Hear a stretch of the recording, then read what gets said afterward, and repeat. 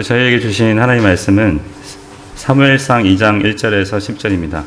한나가 기도하여 이르되 내 마음이 여호와로 말미암아 즐거워하며 내 뿔이 여호와로 말미암아 높아졌으며 내 입이 내 원수들을 향하여 크게 열렸으니 이는 내가 주의 구원으로 말미암아 기뻐함이니이다.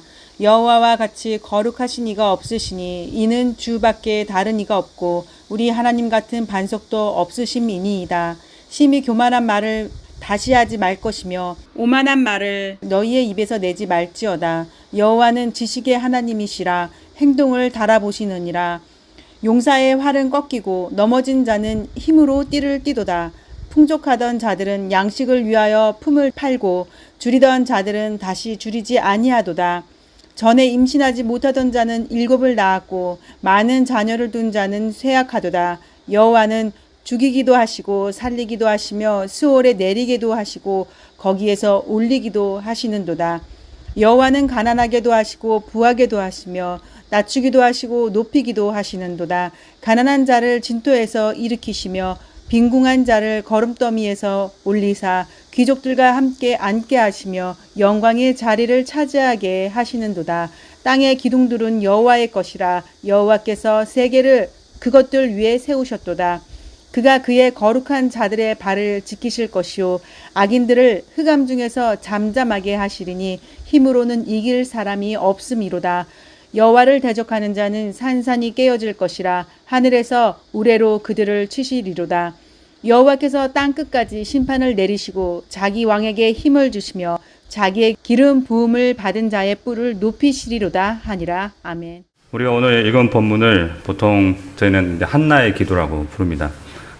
하지만 한나의 기도는 우리가 알고 있는 기도와는 약간 다릅니다. 왜냐하면 그녀는 하나님께 아무것도 구하지 않습니다. 그녀는 자신의 기도를 들어주신 하나님으로 말미암아 온전히 기뻐합니다. 이는 단순히 아들 사무엘을 주셔서 감사하는 것뿐만 아니라 아들을 주신 하나님을 생각하며 기뻐합니다. 그리고 이어서 하나님의 절대적인 주권에 따른 섭리를 선포하고 미래에 대한 확실한 자신감을 표현할 뿐만 아니라 하나님의 최종 심판과 자기의 거룩한 왕을 세우실 것임을 예언하면서 마무리합니다. 그래서 오히려 한나의 기도는 한나의 노래, 한나의 찬양 또는 한나의 예언이라고 부르는 것이 더 낫다는 생각이 들기도 합니다. 그래서 저는 설교 중에 기도와 노래, 찬양, 예언이라는 말을 번갈아 가면서 쓰게 될 것 같습니다. 1장에서 한나가 드렸던 기도가 무엇인지 안다면 언뜻 보기에 한나가 자기 상황을 너무 과장한다고 생각할 수도 있을 것 같습니다. 저도 성경을 처음 접한 후 한동안은 그렇게 생각했던 것 같습니다. 왜냐하면 첫째는 그 당시 자식을 낳지 못하는 의미가 지금과는 얼마나 다른지 몰랐기 때문이고, 둘째는 자식을 가지게 해달라는 기도의 응답에 대한 감사의 기도는 제 기준에서는 자비로우신 하나님, 저의 기도를 들어주셔서 귀한 아들을 주시니 감사합니다. 제가 소원한 대로 이 아이를 하나님께 바칩니다. 이 아이가 하나님을 잘 섬기는 건강한 아이로 자라게 보호하여 주옵소서. 이 정도 기도를 드리는 것이 자연스럽다고 생각하기 때문입니다. 하지만 우리가 읽었듯이 한나는 그렇게 기도하지 않습니다. 1절에서 한나는 자신의 상황을 역전시켜 주신 하나님을 말미암아 내 마음, 내가 기뻐한다고 노래합니다. 자신을 격통케 했던 분인나와 아마 그녀를 따랐던 사람들을 생각했을 것 같습니다. 근데 2절부터는 하나님이 한나 개인의 하나님이 아닌 우리 하나님으로 호칭이 변합니다. 여기서 사용된 우리는 이스라엘 백성으로 생각할 수 있지만 이 기도의 전체 문맥을 볼 때 9절에 나오는 그의 거룩한 자들로 보는 것이 타당할 것으로 여겨집니다. 하나님의 영이 한나에게 임하셔서 단순히 개인의 기도가 아니라 한나로 하여금 하나님의 거룩한 자를 대표하여 노래하도록 이끄십니다. 그리하여 2절은 거룩하신 하나님만이 우리의 유일한 참 하나님이시기 때문에 하나님만이 구원이 되심을 노래합니다. 3절에서는 하나님의 전지전능하심을 노래하며 악한 자들의 교만한 말과 오만한 말이 결국 그들의 행동에 따라 하나님의 심판을 받게 될 것임을 알려줍니다. 그리고 4절에서 8절까지는 2절과 3절에서 말한 거룩하시고 전지전능하신 하나님께서 우리 인간들의 삶을 하나님의 섭리에 따라 다스리심을 알려줍니다. 4절과 8절을 보면 강한 자, 부유한 자, 자녀가 많은 자, 귀족들과 그와 반대로 약한 자, 가난한 자, 자녀가 없는 자, 그리고 신분이 천한 자들의 상황을 하나님께서 역전시킬 것이라고 말씀합니다. 하지만 그렇다고 해서 세상에서 뛰어나 보이는 이 사람들이 뭔가 특별한 잘못을 했다거나 반대로 약한 사람들이 선하기 때문에 그들을 높이시는 것은 아닙니다. 그러한 근거는 찾을 수가 없습니다. 하지만 8절 마지막에 여호와께서 땅의 기초를 놓으셨고 그 기초 위에 세계를 세우셨다고 선포하며 세상의 기초를 놓으신 분이 하나님이시고 그 기초 위에 세계를 세우신 분도 하나님이시기 때문에 하나님이 모든 것을 자신의 뜻대로 하셔도 될 수 있다고 노래합니다. 하지만 그렇다고 해서 하나님은 사람이 만들어 세운 이방 신들처럼 인간의 정욕을 가지고 자기 마음대로 사람들을 좌지우지 하시는 분은 절대 아니십니다. 특별한 뜻이 있으시기 때문에 그렇게 하시는 것이죠. 얼마 전에 저희가 다뤘던 고린도전서 1장 27절에서 29절입니다.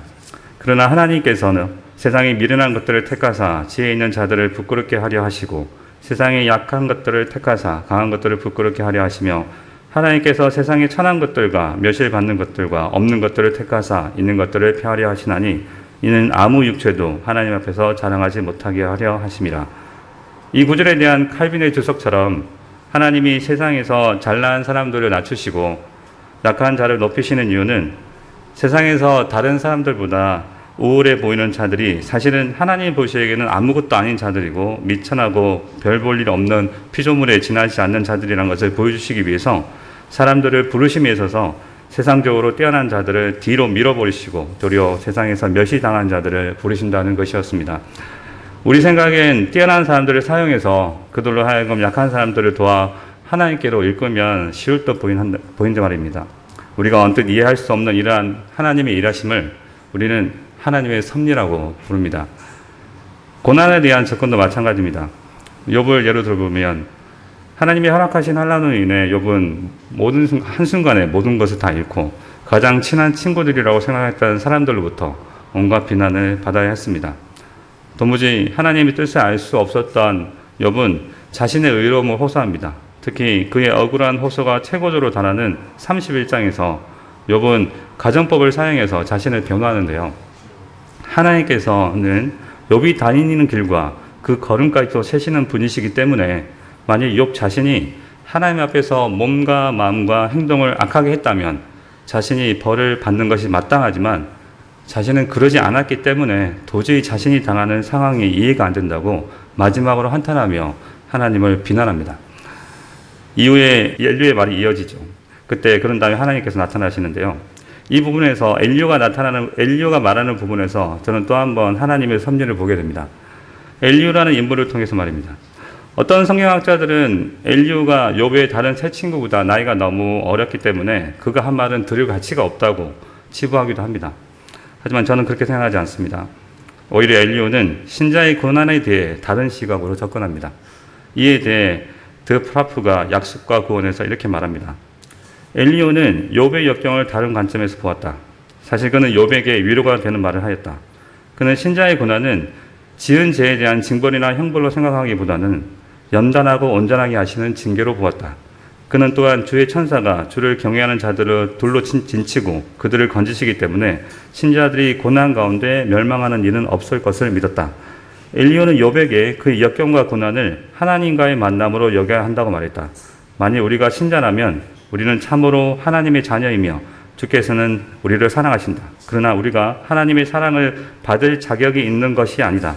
이 사실을 우리는 하나님이 우리를 대적할 때 비로소 알게 된다. 욥이 엘리야의 말을 듣고 위로를 받았음에 틀림없습니다. 하나님은 엘리야를 통해서 욥의 높아진 마음을 약간 낮추시고 이어서 자신이 직접 나타나셔서 자신이 천지 만물을 다스리시는 경륜을 하나하나 예를 들어서 말씀하십니다. 하나님의 모든 말씀을 들은 욥은 최종적으로 고백합니다. 욥이 여호와께 대답하여 이르되 주께서는 못하실 일이 없사오며 무슨 계획이든지 못 이루실 것이 없는 줄 아오니 무지한 말로 이치를 가리는 자가 누구니이까. 나는 깨닫지도 못한 일을 말하였고 스스로 알 수도 없고 헤아리기도 어려운 말을 말하였도다. 내가 말하겠사오니 주는 들으시고 내가 주께 묻겠사오니 주여 내게 알게 하옵소서. 내가 주께 대하여 귀로 듣기만 하였사오나 이제는 눈으로 주를 배움나이다. 그러므로 내가 스스로 거두어드리고 티끌과 제 가운데 회개하나이다.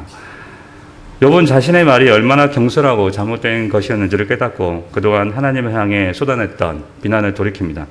욥은 자신이 저지른 죄를 비통해 하면서 진실로 회개합니다. 그는 1장과 2장에서 가졌던 하나님에 대한 올바른 태도를 계속 유지하지 못한 채 하나님을 비난했던 것을 인정합니다. 그리하여 욥이 이제 하나님을 기꺼이 믿고 자신이 당하는 모든 고통 속에서도 하나님이 언제나 의롭다고 인정합니다. 이러보건대 하나님은 욥의 고난을 통해 욥 마음속 깊이 숨겨져 있던 간사함이라는 그 힘을 드러내셔서 그를 더욱 겸손하게 하셨습니다. 악과는 무관한 분이시지만 하나님은 마귀라는 악조차도 다스리십니다. 그리하여 하나님은 욥이 하나님과 더 친밀해지고 지속적으로 하나님을 의지하도록 하셨습니다.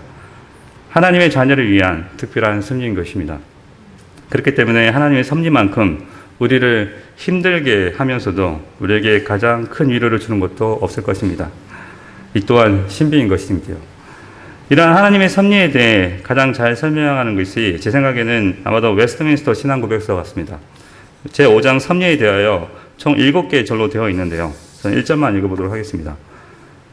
만물의 위대한 창조자 하나님께서는 그의 지혜와 능력과 의와 선하심과 자비의 영광을 찬양하기 위해 그분의 무한 예시 및 그분의 자신의 뜻에 자유롭고 불변하고 경륜에 따라 그분의 지극한 지혜와 거룩한 섭리로 가장 큰 것으로부터 가장 작은 것까지 모든 피조물들과 움직임과 사건들을 붙드시고 인도하시고 처리하시고 통치하신다. 이 말을 좀 더 쉽게 이해하기 위해서 거꾸로 설명해 보도록 하겠습니다. 하나님은 세상의 가장 큰 것부터 작은 것까지 모든 피조물들과 그들의 움직임과 사건들을 붙드시고 인도하시고 처리하시고 통치하십니다. 어떻게요? 하나님의 가장 지혜롭고 거룩한 섭리로 하십니다.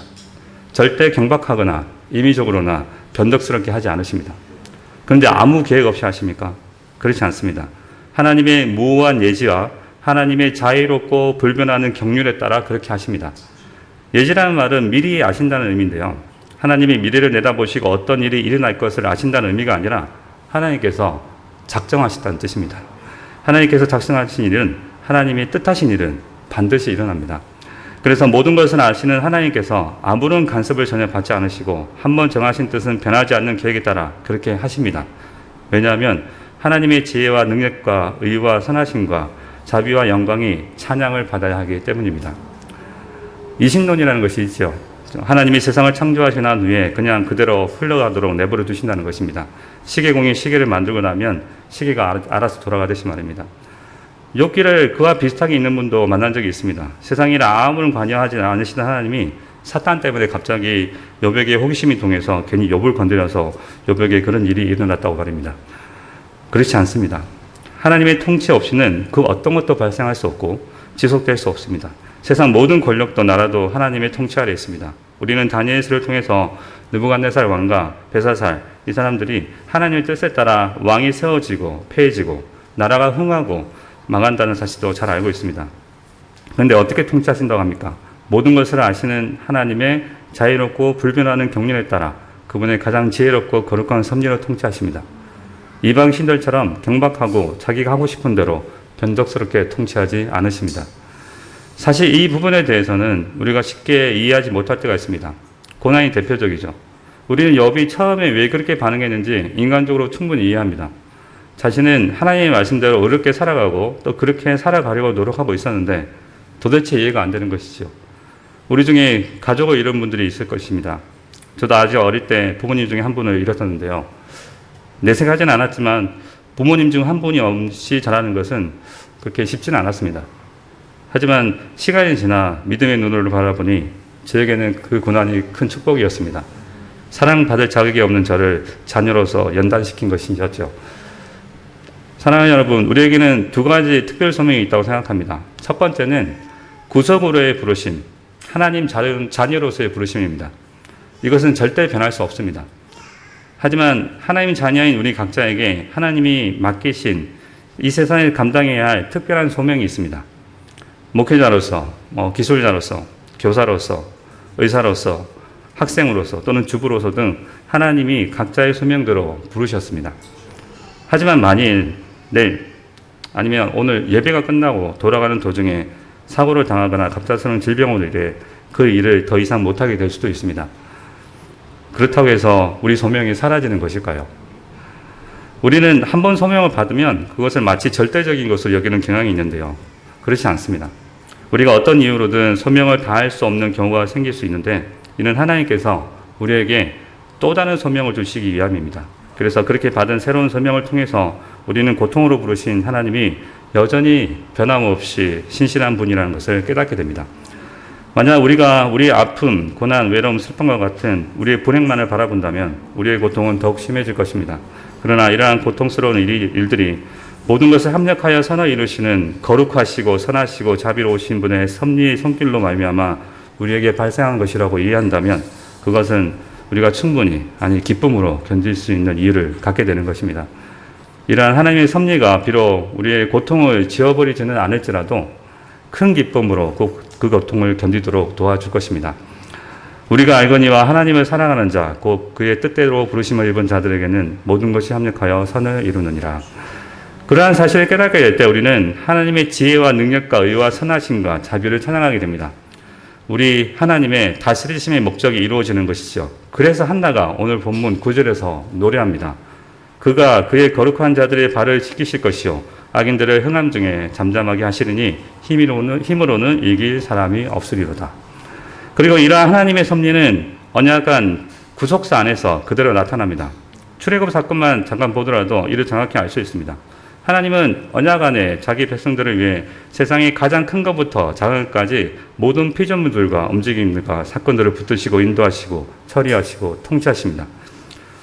하나님은 이방 민족에게 핍박받던 자기 백성 이스라엘 백성을 구속하기 위해 레위 지파 아므람과 요게벳이라는 두 명의 경건한 사람을 통해 모세가 태어나게 하시고 바로의 딸을 사용하셔서 모세를 물에서 건져내는 우연한 사건부터 200만 명이 넘는 이스라엘 백성들이 홍해 바다를 건너는 거대한 사건까지 하나님은 작은 강물의 물결부터 강력한 동풍까지 통치하시는 분이십니다. 그런데 이 일도 하나님의 뜻대로 이루셨습니다. 해질 때 아브라함에게 깊은 잠이 임하고 큰 흑암과 두려움이 그에게 임하였더니 여호와께서 아브라함에게 이르시되 너는 반드시 알라 네 자손이 이방에게 객이 되어 그들을 섬기겠고 그들은 400년 동안 내 자손을 괴롭히리니 그들이 섬기는 나라를 내가 징벌할 것이며 그 위에 네 자손이 큰 재물을 이끌고 나오리라. 하나님이 아브라함에게 예언하셨던 그대로 이루어진 것입니다. 하나님의 무후한 예지와 하나님의 자유롭고 불변하는 경륜에 따라서 그렇게 하신 것입니다. 모든 것을 아시는 하나님께서 아무런 외부의 간섭을 받지 않으시고 한번 정하신 뜻은 변하지 않는 계획 따라 반드시 이루신 것입니다. 그러자 모세와 이스라엘 자손들이 노래합니다. 출애굽기 15장 1절에서 8절인데요. 너무 길어서 제가 2절과 3절만 읽겠습니다. 여호와는 나의 힘이여 노래시며 나의 구원이시로다. 그는 나의 하나님이시니 내가 그를 찬송할 것이요 내 아버지의 하나님이시니 내가 그를 높이리로다. 여호와는 용사시니 여호와는 그의 이름이시로다. 그들이 하나님의 지혜와 능력과 의와 선하심과 자비의 영광을 찬양합니다. 그리고 구속의 섭리는 우리 주 예수 그리스도와 그의 십자가로 이루는 구속사에서 가장 잘 드러납니다. 창세기 3장 15절에서 계시하셨던 그 메시아가 구약시대 동안 여러 인물, 여러 모형으로 예표되셨다가 때가 참에 이 땅에 오셔서 여러 선지자를 통해 예언하셨던 대로 구속사역을 이루시고 자기 백성을 죄에서 구원하시기 위해 십자가에 돌아가셨습니다. 이스라엘 사람들아 이 말을 들으라. 너희도 아는 바와 같이 하나님께서 나사렛 예수로 큰 권능과 기사와 표적을 너희 가운데 베푸사 너희 앞에서 그를 증언하셨느니라. 그가 하나님께서 정하신 뜻과 미리 아신 대로 내준 바 되었거늘 너희가 버오는 자들의 손을 빌려 못 박아 죽였으나 하나님께서 그를 사망의 고통에서 풀어 살리셨으니 이는 그가 사망에 매여 있을 수 없었습니다. 다윗이 미리 본고로 그리스도의 부활을 말하되 그가 음부에 버림이 되지 아니하고 그의 육신이 썩음을 당하지 아니하시리다 하더니 이 예수를 하나님이 살리신지라 우리가 다 이 일의 증인이로다. 하나님의 오른손으로 예수를 높이심에 그가 약속하신 성령을 아버지께 받아서 너희가 보고 듣는 이것들을 부어주셨느니라. 다윗은 하늘에 올라가지 못하였으나 친히 말하여 이르되 주께서 내 주에게 말씀하시기를 내가 네 원수로 네 발등상이 되게 하기까지 너는 내 우편에 앉아 있으라 하셨도다 하였으니 그런즉 이스라엘 온 집은 확실히 알지니 너희가 십자가에 못 박은 이 예수를 하나님이 주와 그리스도가 되게 하셨느니라 하니라. 바로 오늘 본문 마지막 절 10절이 영적으로 그대로 이루어진 것입니다. 여호와를 대적하는 자는 산산이 깨어질 것이라. 하늘에서 우리로 그들을 치시리로다. 여호와께서 땅끝까지 심판을 내리시고 자기 왕에게 힘을 주시며 자기의 기름 부음을 받은 자의 뿔을 높이시리다 하니라. 그리고 장차 우리 주 예수 그리스도께서 다시 오실 때 이 땅의 한나의 기도가 완전히 성취될 것입니다. 사랑하는 여러분, 구약 성경을 처음부터 끝까지 읽다 보면 하나님을 대항하고 불평하는 사람들로 가득 차 있습니다. 처음부터 끝까지 하나님을 믿고 붙드는 사람은 찾아보기 힘들지요. 왜냐하면 모든 일이 하나님의 섭리 안에서 일어남에도 불구하고 대다수의 사람들은 자신들의 삶을 이끄는 보이지 않는 손, 하나님의 섭리를 알 수 없기 때문입니다. 오늘 우리 말씀을 개인과 공동체에 한 가지 적용해 보면 어떤 일이 자신의 생각이나 의도와는 다르게 진행될 때 거기서 대해 너무 섭섭해하거나 분내하지 마시기 바랍니다. 제가 우리 교회 와서 들었던 말 중에 복음을 제외하고 가장 통찰력이 있다고 생각하는 말이 있는데요. 어떻게 보면 복음적인 말이기도 합니다. 어떤 일이 잘못되어서 제가 화를 내고 있을 때 어떤 분이 말씀하셨습니다. 제가 다른 교인분들께도 여러 번 말씀드린 적이 있는데요. 화를 내고 있는 저를 보며 그분이 말씀하셨어요. 일이 그렇게 되려고 했나 봅니다. 기도 부탁드립니다. 사실 처음 그 말을 들었을 때는 이해가 안 되는 말이었는데요. 다행히 하나님의 은혜로 그 순간 그 말씀을 이해할 수 있었습니다. 하나님의 섭리를 믿는다는 말씀이었지요. 우리가 알지 못하는 하나님의 뜻이 있을 것이라고 말입니다. 그래서 나중에 지나고 보니 일에 집중하지 않고 오히려 하나님과 제가 더 가까워지는, 더 친밀해지는 결과가 이루어지는 것을 보며 감사가 올 수 있었습니다. 사랑하는 여러분, 좋은 일뿐만 아니라 안 좋은 일도 모두 하나님 뜻 안에서 일어납니다. 그렇기 때문에 우리는 더 나아가 이 세상에서 우리를 가장 괴롭히는 최악의 부당함도 하나님의 섭리로 말미암아 발생한다는 사실을 기억해야 합니다. 이러한 섭리에 대한 이해가 깊어지면 아주 작은 일에도 하나님의 뜻을 생각하게 됩니다. 요즘 많이 체험하는 건데요. 특히 죄에 대해서 대단히 민감해집니다.